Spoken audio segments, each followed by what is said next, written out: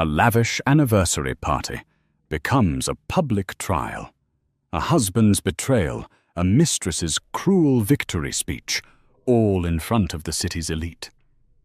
"He's mine, now," she whispered, a diamond engagement ring flashing on her finger. "He's having a baby with me."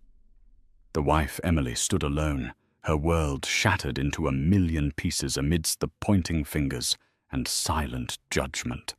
They thought she was broken. They thought she was defeated. But what they didn't know was that the quietest person in the room was about to unleash a power so immense it would not only silence her enemies, but buy the very ground they were standing on. The invitation was embossed in gold leaf on cardstock, so thick it felt like a sliver of marble. "Mr. and Mrs. Marcus Thorne request the pleasure of your company to celebrate 5 years of marriage." For Emily Thorne, holding it felt like holding a beautifully crafted lie. 5 years. The first 2 had been a dizzying, sun-drenched haze of love. Marcus, with his sharp blue eyes and a smile that could disarm corporate raiders, had swept her off her feet. He was a rising star in finance, a man of ambition and magnetic charm. Emily, an art historian with a quiet passion for Renaissance portraiture, was his serene counterpoint.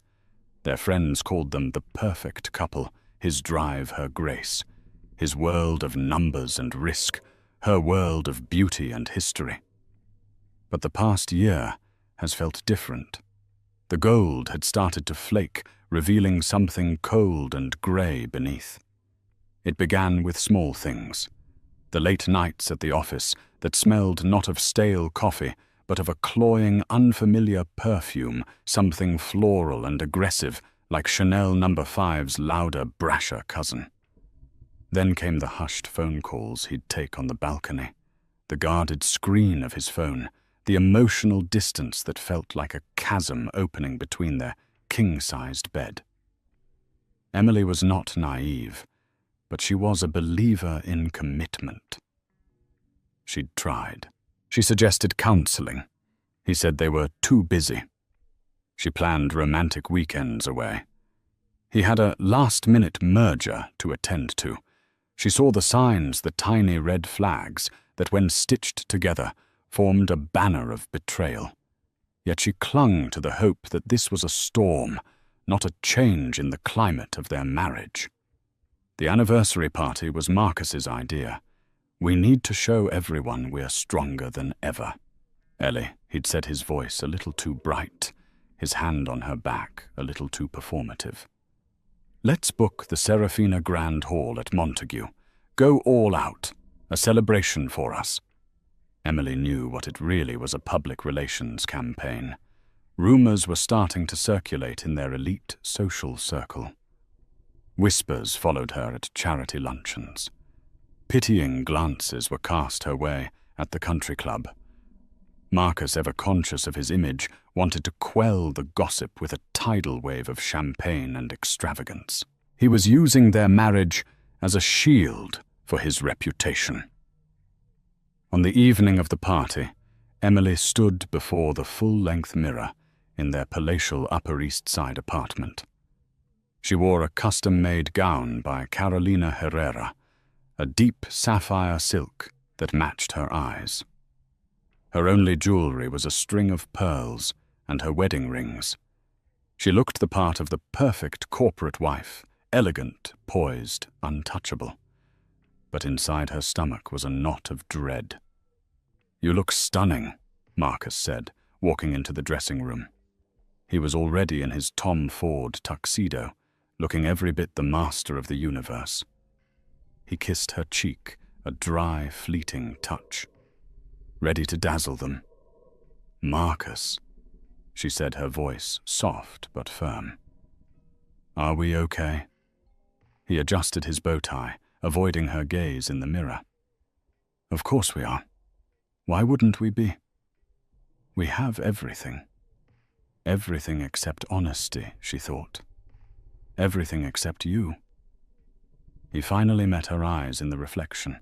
For a second, she saw a flicker of the man she had married, a flash of guilt, of regret. But it was gone as quickly as it appeared, replaced by a polished mask of confidence. "Tonight is about us, Emily," he said, his tone leaving no room for argument. "Let's not spoil it. Smile.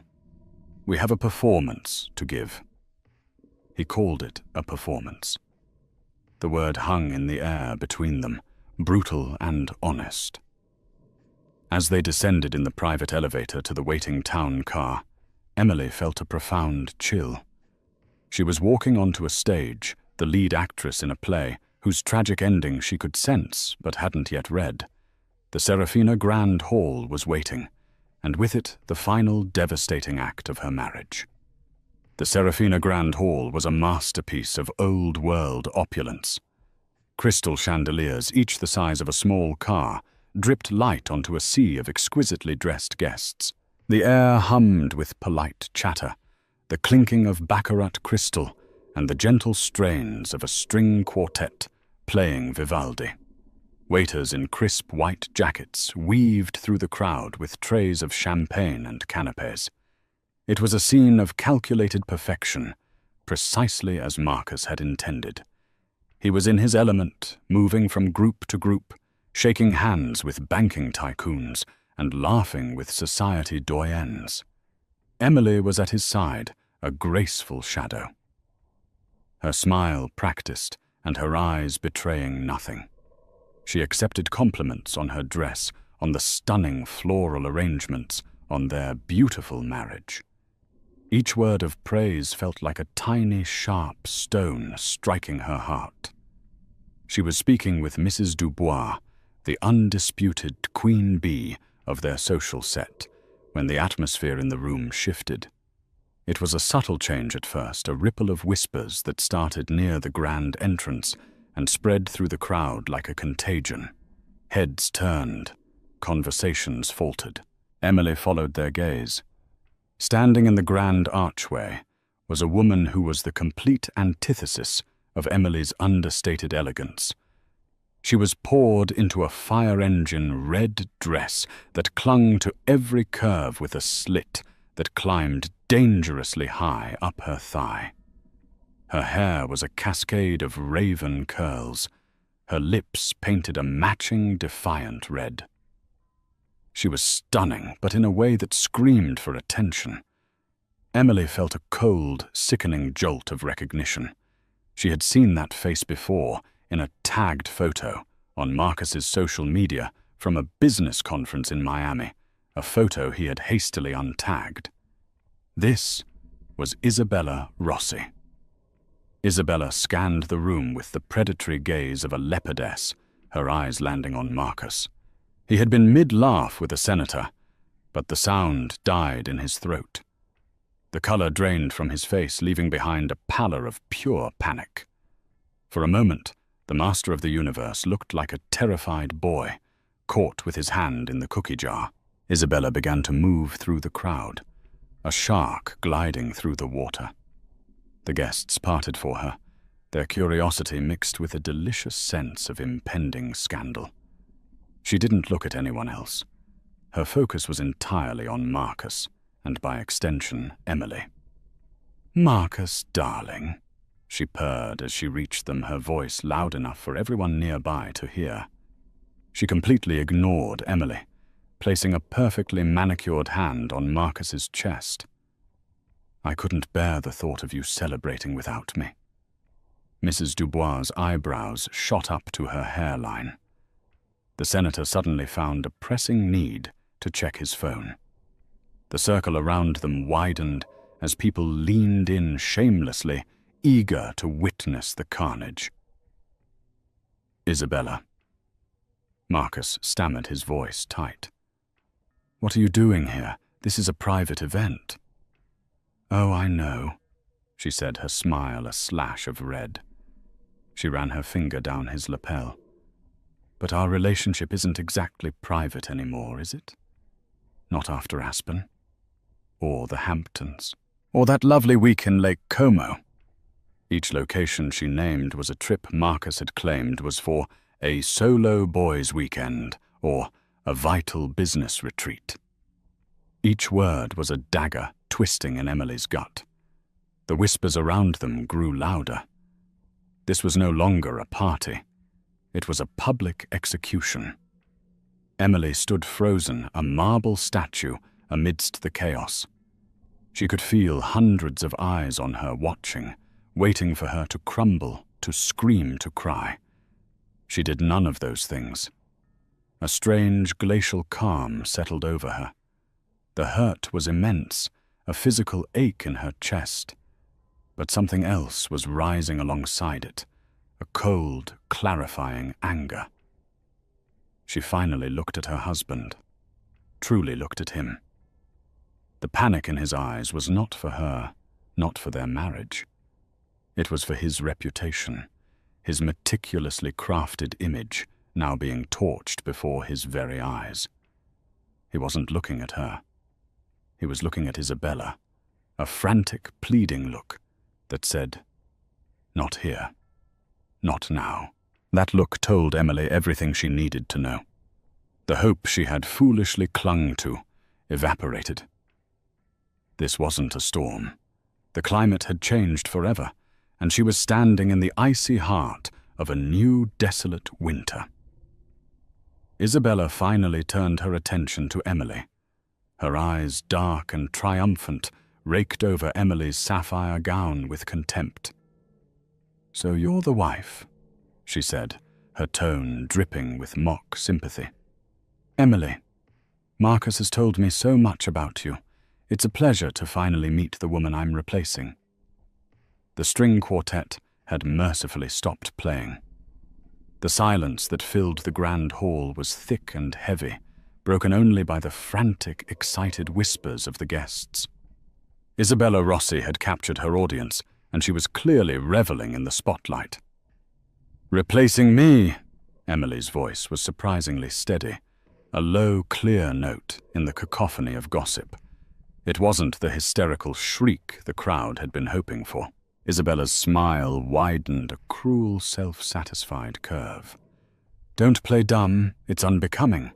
This whole charade," she waved a dismissive hand, indicating the opulent room.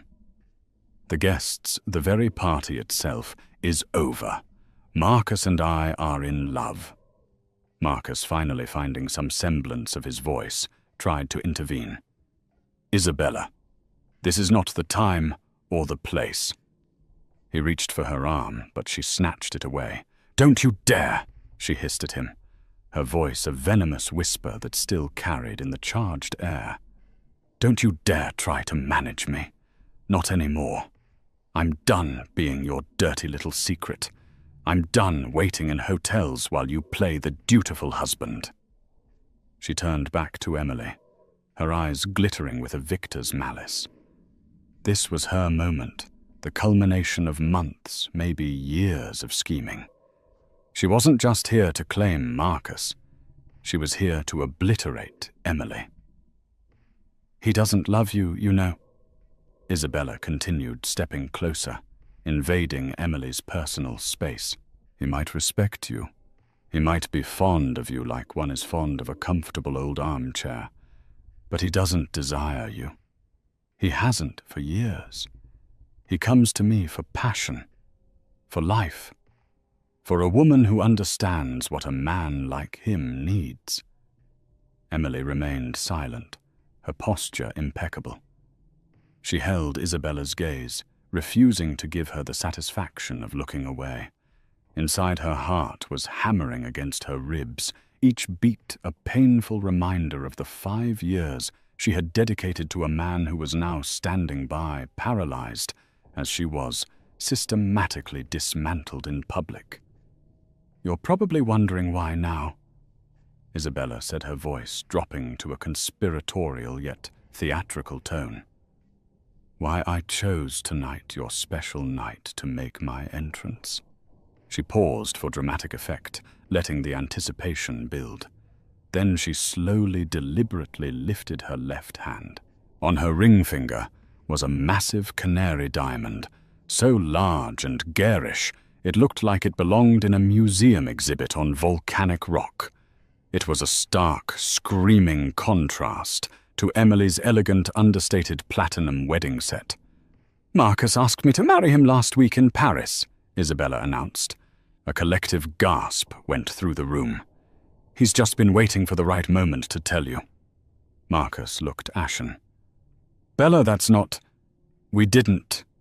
"Oh, shut up, Marcus," Isabella snapped, not even glancing at him. "Don't be a coward now." She looked back at Emily, her expression a toxic mix of pity and triumph. And then she delivered the final, devastating blow. "There's more," she said, placing a protective hand over her flat stomach, a gesture universally understood. "The real reason we can't hide anymore, the reason you have to step aside. I'm pregnant. We're having a baby." If the engagement ring had caused a gasp, this news detonated a shockwave through the hall. It was the ultimate irrefutable checkmate. An affair was a scandal. A divorce was a tragedy. But a baby was a new beginning, a new dynasty. And it made Emily in that instant a relic of the past. Isabella leaned in her voice now, a sibilant whisper meant only for Emily, but her triumphant expression was for everyone to see. "He's mine, Emily. The man, the future, the family. It's all mine now. You've lost. Just sign the papers, take your alimony, and disappear gracefully. It's the only thing you have left." For the first time, Emily's composure faltered. Her eyes flickered with a deep, profound pain. The baby. That was the one thing she and Marcus had tried for, the one dream that had never materialized, a source of quiet, private sorrow for years. And this woman, this stranger, had been given it so easily. The hurt was so sharp, so blinding, it almost brought her to her knees. She felt the world tilt, the faces of the guests blurring into a grotesque tapestry of judgment and morbid curiosity. She had lost. Isabella was right. She had lost everything. All eyes in the Serafina Grand Hall swung from the triumphant mistress to the humiliated wife, and finally to the man caught between them. The silence was absolute. This was the moment of truth. Every person in that room, from the most powerful CEO to the youngest socialite, held their breath, waiting to see how Marcus Thorne would react. It was a crucible, and his character was about to be tested in the most public way imaginable. Emily looked at her husband, a silent plea in her eyes. It wasn't a plea to take her back, not anymore. That ship had just been torpedoed and sunk. It was a plea for a shred of dignity for the 5 years they had shared, for the vows he had once made.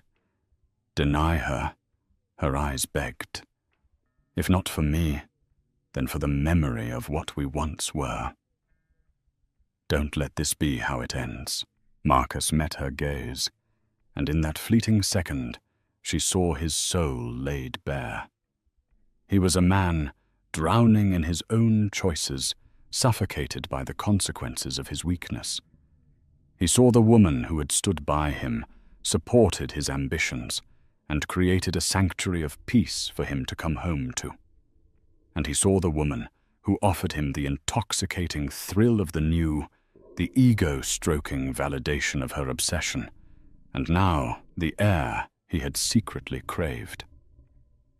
He broke eye contact with Emily first. He turned to Isabella, his expression shifting from panic to a weary, reluctant resignation. He took her hand, the one with the garish yellow diamond, and squeezed it. It was not a gesture of passion, but of surrender. Then he faced the silent, watching crowd.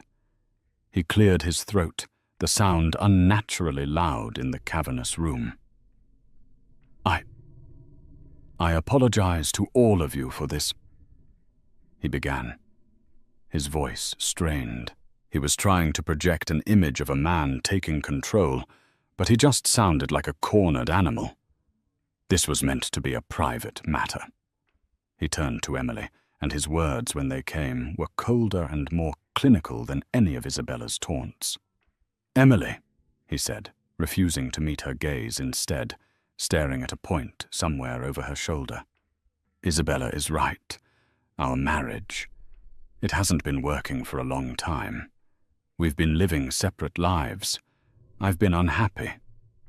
He was rewriting their history in real time, painting her as a participant in their marriage's failure, making it a mutual decay rather than his singular betrayal. He was absolving himself. "I didn't want it to happen this way." He continued the false sincerity, dripping from every word. "I wanted to tell you privately with respect. I was going to. But things have accelerated." He glanced at Isabella's stomach. "There are new responsibilities I have to consider." He was choosing the baby. He was choosing the future Isabella represented, and in doing so, he was erasing the past he shared with Emily. "I think it's best if we handle this quietly," he said, the sheer audacity of the statement stunning Emily into stillness. He was asking for a quiet divorce in the middle of a public spectacle he himself had orchestrated. "I'll have my lawyer, Mr. Peterson, contact yours in the morning. I wish you all the best, Emily. I truly do." It was a dismissal, a corporate severance package delivered with a hollow semblance of professional courtesy. He had not only failed to defend her, he had actively sided with her tormentor and publicly cast her aside. He had validated every cruel word Isabella had uttered. The crowd erupted in a flurry of hushed, scandalized chatter. Mrs. Dubois looked at Emily with an expression of pure, unadulterated pity, a look that was more insulting than any scorn. Emily felt utterly, completely alone. She was a ghost at her own party, a footnote in the story of Marcus Thorne and his new family. Isabella slid her arm possessively through Marcus's, resting her head on his shoulder. She looked at Emily over his tuxedo, her eyes gleaming with absolute, unquestionable victory. She had won. She had taken everything. Emily finally let out a breath she didn't realize she had been holding. The pain was still there, a white-hot core in her chest, but the cold, clarifying anger from before was beginning to crystallize into something harder, something sharper. It was the calm of a person who has finally hit rock bottom and realizes there is nowhere to go but up. She gave a single, almost imperceptible nod. She would not cry. She would not scream. She would not give them the satisfaction. She had lost her husband, her marriage, and her dignity in the space of 10 minutes. But as she stood there, isolated and exposed, she made a silent vow that she would not lose herself, just as Marcus turned to lead Isabella away, as if to shepherd his new life from the wreckage of his old one. A new presence made itself known. It wasn't loud or dramatic. It was a shift in the air, a change in the room's gravitational pull. 2 men stood near the entrance to the hall where Isabella had made her grand debut. They had not been there moments before. They were older, dressed in immaculate conservative suits by Savile Row that whispered wealth rather than shouting it. They stood with an unnerving stillness, their quiet authority cutting through the room's chaotic energy. The man in front was in his late 60s, with a mane of silver hair and eyes the color of a winter sky, sharp, intelligent, and currently filled with a glacial fury. He held a presence that made CEOs and senators shrink. This was a man accustomed to being the most powerful person in any room he entered. This was Arthur Vance. Beside and slightly behind him was a younger man, clearly his son, with the same sharp eyes, but a more athletic build and a jaw set in a line of protective anger. He looked like he could dismantle a hostile takeover or a man with equal ease. This was Julian Vance, Emily's father and brother. They had not been on the guest list. Emily had specifically asked them not to come. Her family, the Vances, were notoriously private. They were a dynasty of old money from Boston, their empire built over generations in shipping logistics and private equity. Their wealth was quiet, vast, and deeply integrated into the foundations of global commerce. They did not flaunt it. They did not attend frivolous parties. They valued privacy and integrity above all else, which was why Emily's marriage to the ambitious new money Marcus Thorne had always been a point of quiet concern for them. "We don't want to intrude on your life, darling," her father had said. "This is your world, but if you ever need us, we are a phone call away." She hadn't made the call, but someone must have. Perhaps her assistant Clara, who had been with her for years and was fiercely loyal. It didn't matter. They are here now. Arthur Vance's eyes swept the room, taking in the scene with a practiced, analytical calm. He saw the triumphant mistress clinging to his son-in-law's arm. He saw the pitying, judgmental stares of the guests. And he saw his daughter standing alone, poised and unbroken, but with a universe of pain in her eyes.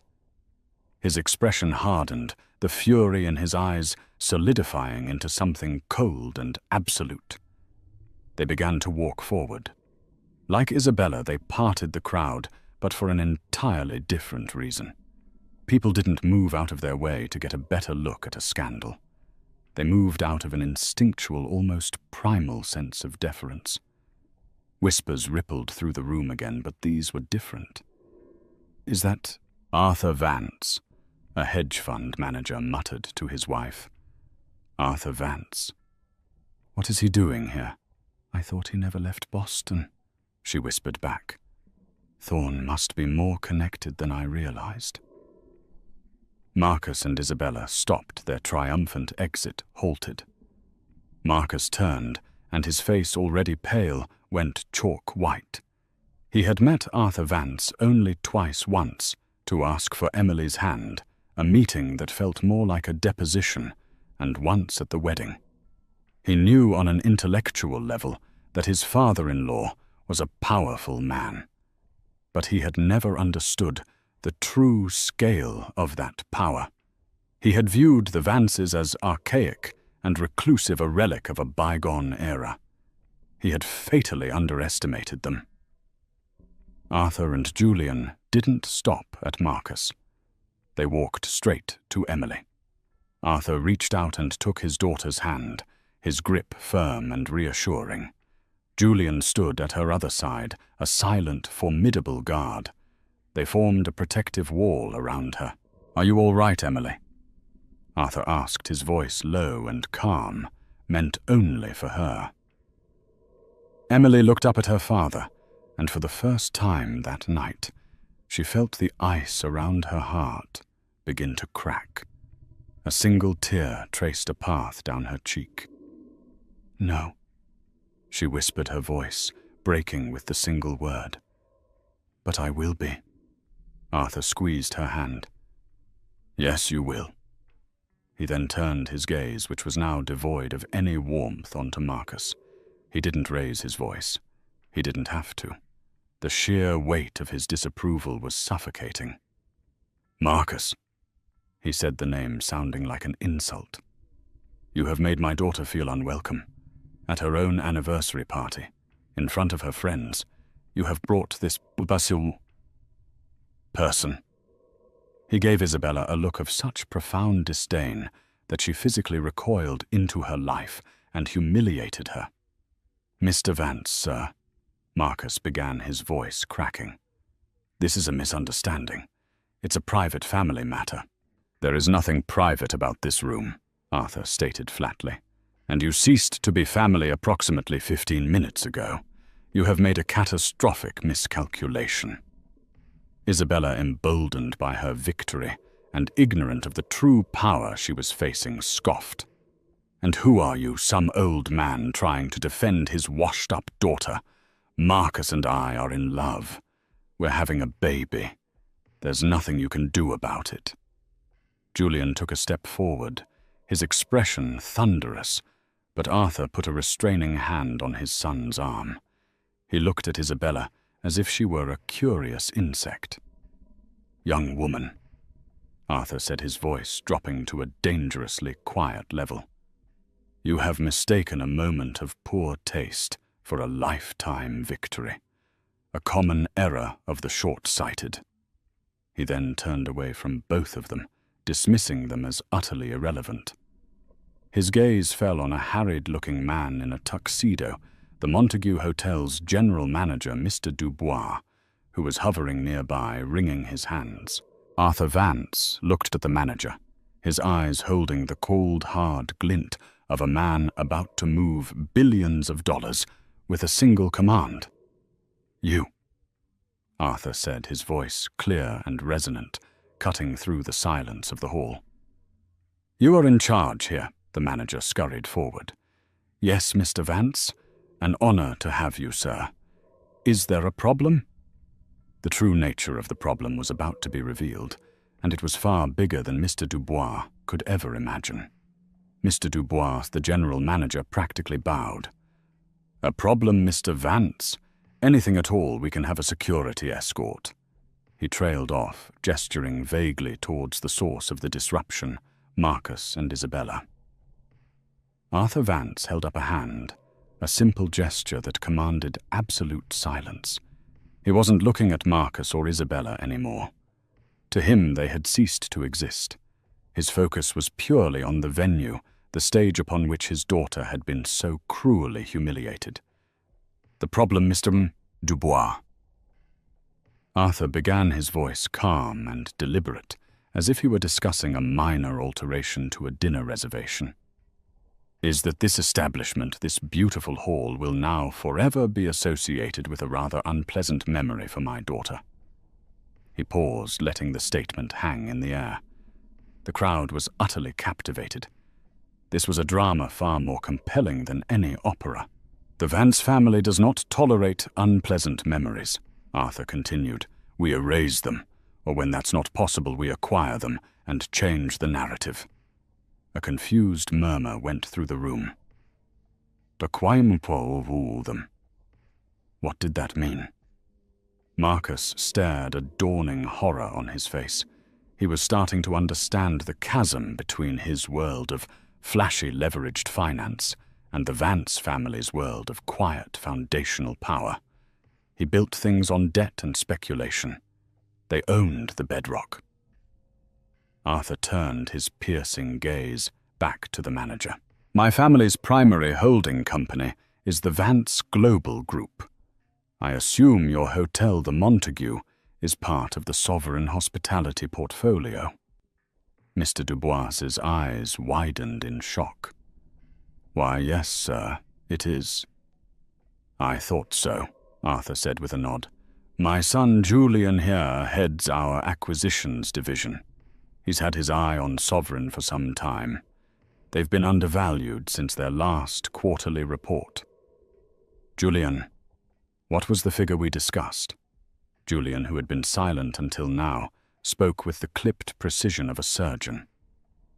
"Their market cap at closing bell on Friday was approximately $6.8 billion, Father. We currently hold a non-disclosed 7% stake. An aggressive offer at a 25% premium would be $8.5 billion. It's an all-cash offer they would be legally obligated to present to their board. Given their current debt load, they would be fools to refuse." A wave of genuine, audible gasps swept the hall. People weren't just whispering anymore. Phones were being discreetly pulled out. Financial journalists in the crowd were frantically typing messages to their editors. This wasn't just social gossip anymore. This was a market-moving event. Isabella looked utterly baffled. "What are you talking about? Buying a hotel? You can't just do that." "My dear," Julian said, turning to her with a look of pity. "We're not buying the hotel. We're buying the company that owns the hotel, and the 37 other luxury properties in its international portfolio. This building is a rounding error." Arthur Vance looked back at the stunned Mr. Dubois.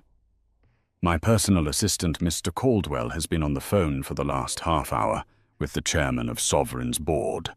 They've just been made aware of our impending hostile takeover bid, which will be tendered at the market open tomorrow morning. However, to avoid any unpleasantness, we are making a direct offer tonight for this specific property. A prepayment, if you will."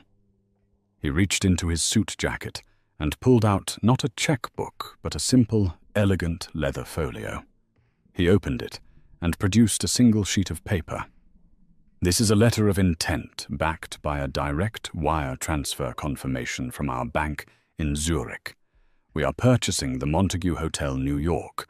The land, the building, the brand, everything. Effective immediately."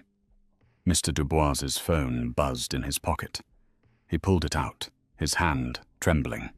He looked at the screen, his face turning the color of bleached parchment. He looked up at Arthur Vance, his expression one of pure, unadulterated awe and terror. I've just received an email from our CEO," the manager stammered. He says to give you whatever you want. The property. It's yours, Mr. Vance. Welcome to the Montague." Absolute profound silence. You could have heard a pearl drop on the thick Aubusson carpet. Arthur Vance gave a slight, satisfied nod. He owned the stage now. He owned the building. He owned the entire narrative. He finally turned his attention back to Marcus and Isabella, who stood frozen, their faces masks of disbelief. Isabella's triumphant smirk had vanished, replaced by a slack-jawed confusion. Marcus looked like his entire world had just been liquidated before his eyes. "Now then," Arthur said, his voice as cold as a banker's heart. "As the new owner of this establishment, I have a few immediate changes to implement. First, the decor in this hall is now officially distasteful. We will be renovating. Second, we have a new policy regarding uninvited guests and vermin."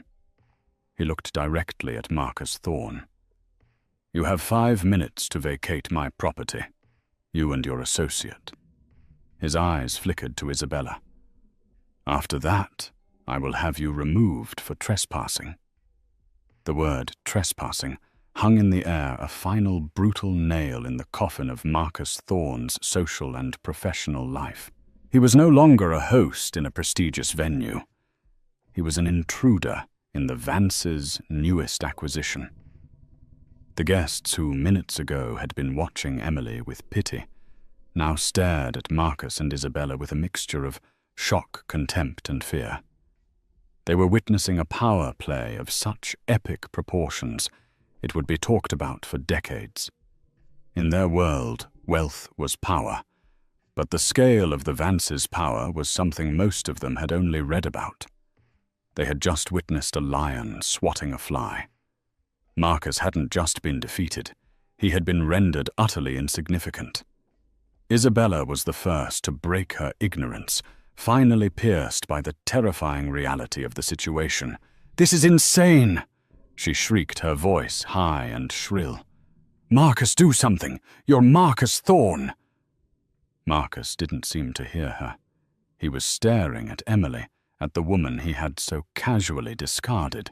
He was finally seeing her not as his quiet, unassuming wife, but as the daughter of Arthur Vance, the heiress to an empire he couldn't even comprehend.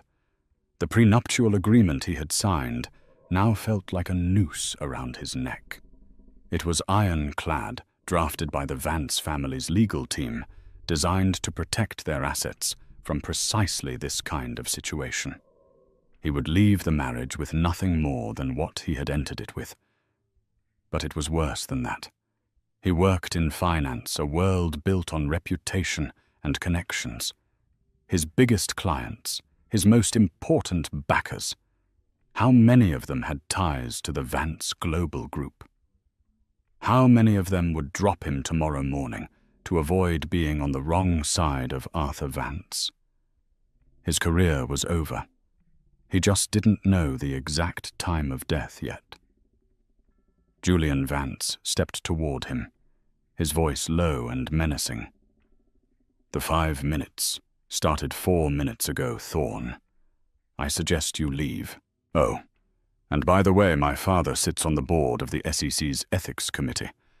I'd make sure your trading records for the last 5 years are pristine. We have a feeling they might be getting a very thorough anonymous audit very soon." That was the final devastating blow. The threat wasn't just social or financial ruin. It was legal. It was total annihilation. Marcus grabbed Isabella's arm, his grip bruising. "We're leaving," he muttered, his voice a choked whisper. "But my announcement," she protested, still clinging to the tattered remnants of her victory. "The party's over," he snarled and began dragging her toward the exit. The crowd parted for them once more, but this time it was with undisguised scorn. As they passed the grand archway, a camera flash went off. A paparazzo from a society paper had caught the walk of shame. The photo would be on the cover of every gossip magazine by morning, the billion-dollar divorce. Thorne ejected from his own party. They were gone. The serpent had been cast out of the garden.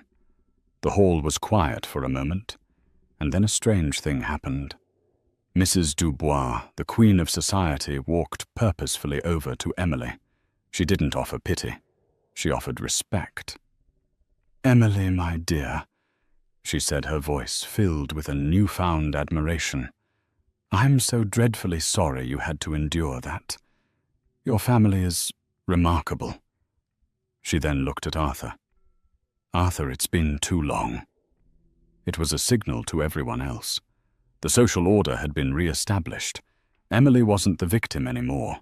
She was the untouchable daughter of the most powerful family in the room.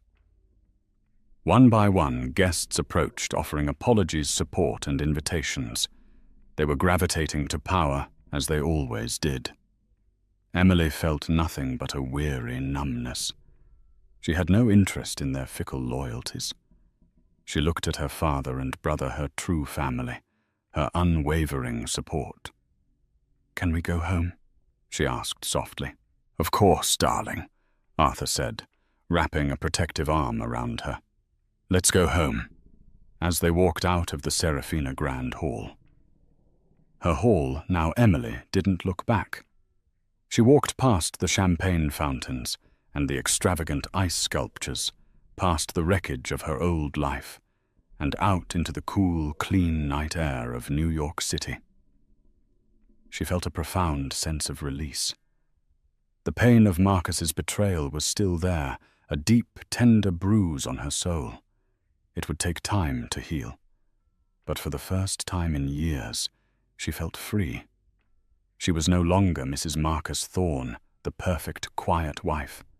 She was Emily Vance. She was a part of something full and strong and enduring. She had walked into that party with a wife in a gilded car. She was walking out a queen who had just inherited a new corner of her kingdom. The future was uncertain, but it was hers to write. And she knew with a certainty that settled deep in her bones that it would be a masterpiece. The ride from the Montague Hotel to the Vance family's private penthouse overlooking Central Park was conducted in a profound, almost sacred silence. The custom Maybach moved through the city streets like a phantom, its sound-proofed interior insulating its occupants from the cacophony of New York life. Emily sat between her father and brother, the sapphire silk of her gown, a slash of deep color in the dimly lit cabin. The adrenaline that had sustained her through the public ordeal was beginning to ebb, leaving behind a deep, bone-weary exhaustion and a creeping, hollow ache.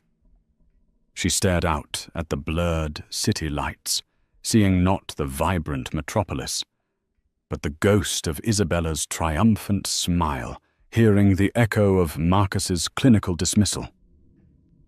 The baby. The word pounded in her mind with a dull, rhythmic cruelty.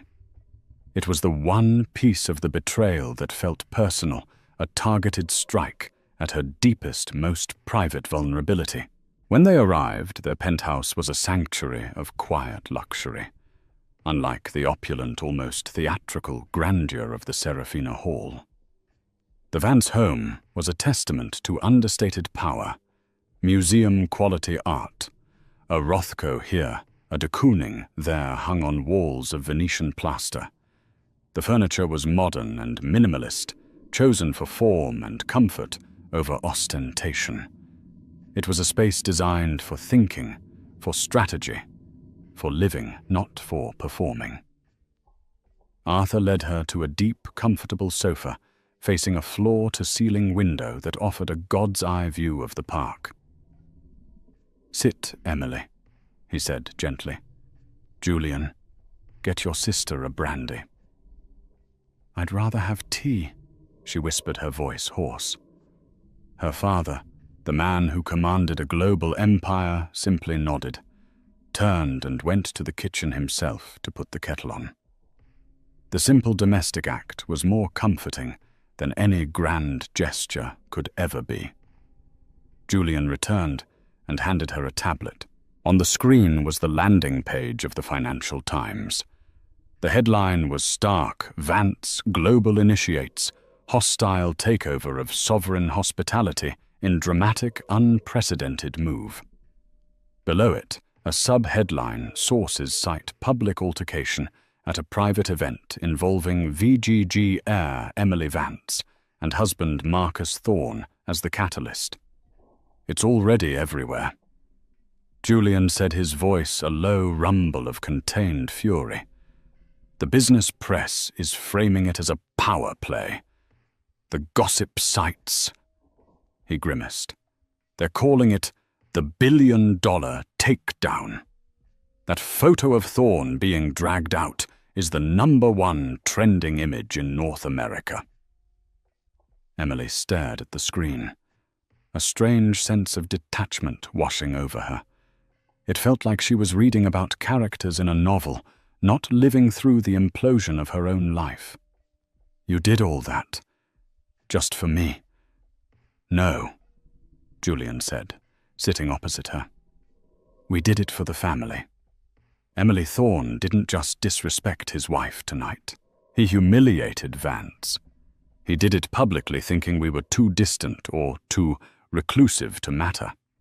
He treated our name as a prop in his tawdry little drama. That is an existential threat we do not tolerate. Arthur returned with a tray, bearing a porcelain teapot and a single cup.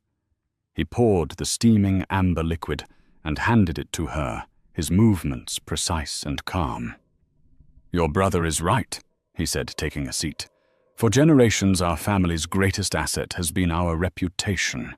We are known to be private, yes, but also for our integrity and our unforgiving memory. When someone attacks one of us, they are testing the strength of our entire foundation. If we allow one crack to appear, the entire structure is compromised. Tonight was not about revenge, Emily. It was about reinforcement." Emily wrapped her cold hands around the warm cup. "What will happen to him?" "He's finished," Julian said with cold finality. As of this moment, every line of credit Marcus Thorne or his small-time firm has been frozen or recalled. The banks that funded him are the same banks we've been doing business with for 50 years. A single phone call from father was all it took. His investors are in a panic. His partners are trying to distance themselves. By sunrise, Marcus Thorne will be a name so radioactive it will burn anyone who speaks it. And her, Emily asked the word, tasting like ash. Isabella Rosie. Julian continued, pulling up another file on his tablet. A former brand ambassador and aspiring reality TV star. She has a history of attaching herself to wealthy married men. The Canary Diamond, by the way, was leased. The lease expires next Tuesday. I doubt she'll be able to make the payment. She thought she was securing a future.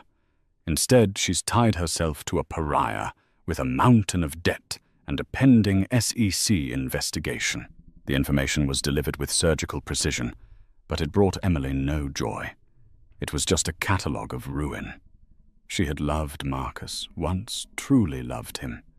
Seeing the architecture of his life being systematically dismantled, even after his monstrous betrayal, filled her with a profound and complicated sadness.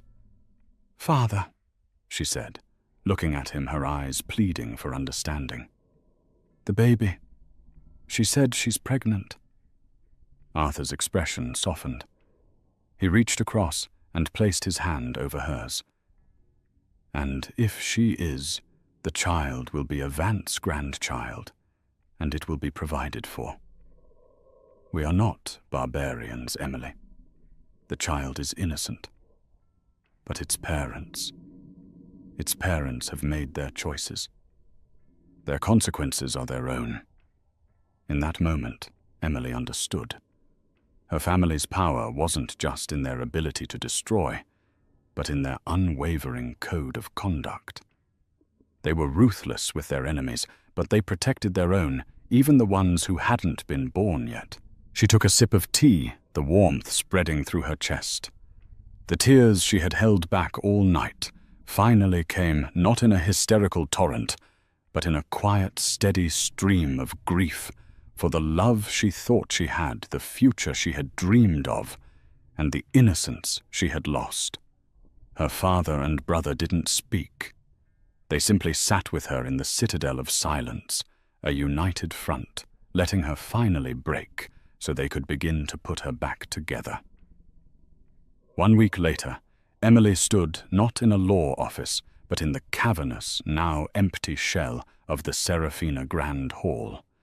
The opulent chandeliers were shrouded in canvas, the Aubusson carpets had been rolled up, and the gilded furniture was gone. The room was stripped bare, a skeleton awaiting a new identity. The air smelled of dust and potential. It had been a week of relentless, quiet efficiency. The divorce proceedings were underway, handled by the Vance family's most formidable lawyer, a woman known in legal circles as the Velvet Hammer. Marcus, as predicted, had not contested a single point. His surrender was total and immediate. He had signed away his rights, his claims, and his presence in her life with the stroke of a pen. Emily had received a single pathetic text message from him. "I'm sorry. I never understood." She had deleted it without replying. Reports from her legal team painted a bleak picture of his new reality. He and Isabella were holed up in a rented condo in New Jersey, the press camped outside. His firm had collapsed. His partners had sued him. The SEC audit was real and it had uncovered significant irregularities. Isabella, far from being the gloating victor, had reportedly been heard screaming at him that he had ruined her life.